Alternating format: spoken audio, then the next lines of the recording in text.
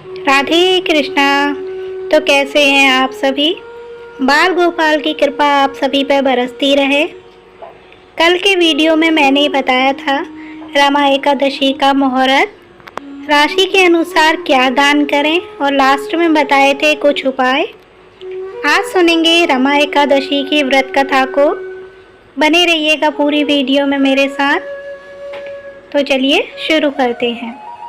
हर साल कार्तिक मास के कृष्ण पक्ष की एकादशी को रमा एकादशी का व्रत रखा जाता है। भगवान विष्णु को समर्पित इस व्रत में विधिवत पूजा करने के साथ साथ इस व्रत कथा का पाठ अवश्य करना चाहिए। कार्तिक मास के कृष्ण पक्ष की एकादशी तिथि को रमा एकादशी का व्रत रखा जाता है। दिवाली में पहले रखा जाने वाला ये एकादशी व्रत काफ़ी खास होता है। इस दिन भगवान विष्णु के साथ माता लक्ष्मी की पूजा करने से सभी मनोकामनाएं पूर्ण हो जाती हैं और सुख समृद्धि की प्राप्ति होती है। रमा एकादशी के दिन विधिवत पूजा करने के साथ व्रत रखते हैं। इसके साथ ही व्रत के दौरान इस व्रत कथा को पढ़ना या फिर सुनना चाहिए। माना जाता है कि इस कथा का पाठ करने से सभी कष्टों और पापों से छुटकारा मिल जाता है। आइए जानते हैं संपूर्ण रमा एकादशी की व्रत कथा को। एक समय की बात है कि मुचकुंद नाम का एक सत्यवादी तथा विष्णु भक्त राजा था। राजा ने अपनी प्यारी सी बेटी चंद्रभागा का विवाह राजा चंद्रसेन के पुत्र शोभन से किया था। राजा मुचकुंद एकादशी का व्रत विधिवत तरीके से करता है। इतना ही नहीं, उसकी प्रजा भी एकादशी के नियमों का अच्छी तरह से पालन करती थी। एक बार कार्तिक मास के दौरान शोभन ससुराल आया। उस दिन रमा एकादशी का व्रत था। राजा ने घोषणा कर दी कि सभी लोग रमा एकादशी का व्रत नियम पूर्वक करेंगे। राजा की पुत्री चंद्रभागा को लगा कि ऐसे में उसके पति को अधिक पीड़ा होगी, क्योंकि वह कमजोर हृदय का है। जब शोभन ने राजा का आदेश सुना तो पत्नी के पास आया और इस व्रत से बचने का उपाय पूछा। उसने कहा कि यह व्रत करने से वह मर जाएगा। इस पर चंद्रभागा ने कहा कि इस राज्य में रमा एकादशी के दिन कोई भोजन नहीं करता है।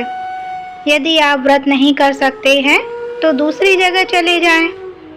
इस पर शोभन ने कहा कि वह मर जाएगा लेकिन दूसरी जगह नहीं जाएगा, वह व्रत करेगा। उसने रमा एकादशी का व्रत किया लेकिन भूख से उसका बुरा हाल हो गया। रमा एकादशी की रात्रि के समय जागरण भी था। वह रात शोभन के लिए असहनीय थी, लेकिन अगले दिन सूर्योदय से पूर्व ही भूखे शोभन की मौत हो गई। ऐसे में राजा मुचकुंद ने अपने दामाद शोभन का शव को जल प्रवाह करा दिया था और अपनी बेटी को सती न होने का आदेश दिया। उसने बेटी से भगवान विष्णु पर आस्था रखने को कहा। पिता की आज्ञा मानकर बेटी ने व्रत को पूरा किया। उधर रमा एकादशी व्रत के प्रभाव से शोभन जीवित हो गया और उसे विष्णु कृपा से मंदराचल पर्वत पर देवपुर नामक उत्तम नगर मिला। राजा शोभन के राज्य में स्वर्ण, मणियों, आभूषणों की कोई कमी न थी। एक दिन राजा मुचकुंद के नगर का एक ब्राह्मण तीर्थ यात्रा करते हुए शोभन के नगर में पहुंचा, जहां उसने राजा शोभन से मुलाकात की। राजा ने अपनी पत्नी चंद्रभागा तथा ससुर मुचकुंद के बारे में पूछा। ब्राह्मण ने कहा कि वे सभी कुशल हैं, आप बताएं। रमा एकादशी का व्रत करने के कारण आपकी मृत्यु हो गई थी, अपने बारे में बताएं। फिर आपको इतना सुंदर नगर कैसे प्राप्त हुआ? तब शोभन ने कहा कि यह सब रमा एकादशी व्रत का फल है, लेकिन यह अस्थिर है क्योंकि यह व्रत व्यवस्था में किया गया था, जिस कारण अस्थिर नगर मिला। लेकिन चंद्रभागा इसे स्थिर कर सकती है। उस ब्राह्मण ने सारी बातें चंद्रभागा से कहीं। तब चंद्रभागा ने कहा कि यह स्वप्न तो नहीं है। ब्राह्मण ने कहा कि नहीं, यह प्रत्यक्ष तौर पर देखकर आया है। उसने चंद्रभागा से कहा कि तुम कुछ ऐसा उपाय करो जिससे वह नगर स्थिर हो जाए।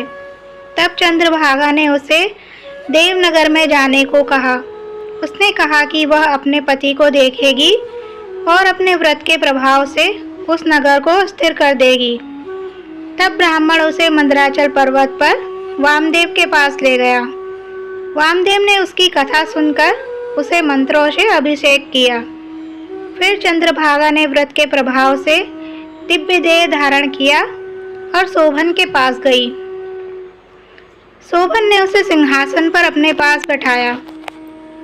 फिर चंद्रभागा ने पति को अपने पुण्य के बारे में सुनाया।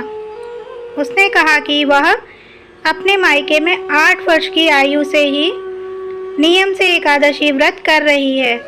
उस व्रत के प्रभाव से यह नगर स्थिर हो जाएगा तथा यह प्रलय के अंत तक स्थिर रहेगा। दिव्य देह धारण किए चंद्रभागा अपने पति शोभन के साथ उस नगर में सुखपूर्वक रहने लगी। तो ये थी रमा एकादशी की व्रत कथा। उम्मीद है आप सबको पसंद आई होगी। पसंद आई हो तो वीडियो को लाइक एंड शेयर ज़रूर करिएगा। तो मिलते हैं अपनी अगली वीडियो में। तब तक के लिए राधे राधे।